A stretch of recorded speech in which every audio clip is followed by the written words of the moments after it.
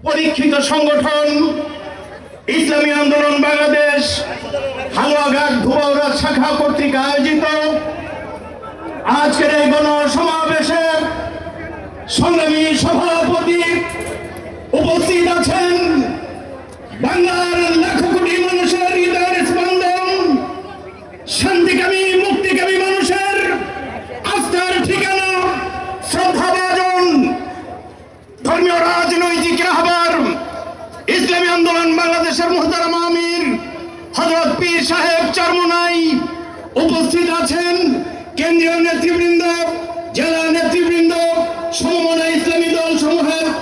বিভিন্ন পর্যায়ে দায়িত্বশীল ভাই বন্ধুগণ, অত্যন্ত পরিষ্কার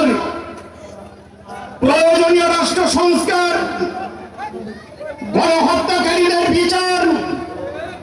এবং সংখ্যানুপাতিক পদ্ধতিতে তথা পিয়ার পদ্ধতি এবং ইনসাফ ভিত্তিক একটি কল্যাণ রাষ্ট্র প্রতিষ্ঠায় আয়োজিত আজকের এই সমাবেশ থেকে সংক্ষেপে বলতে চাই, বুকের তাজা রক্ত বিলিয়ে দিয়ে স্বৈরাচার করে কোনো স্বৈরাচার আমরা দেখতে চাই না। চাঁদাবাজ হটিয়েছি, খুনি হটিয়েছি, দখলদারদের হটিয়েছি, মানুষের অধিকার হরণ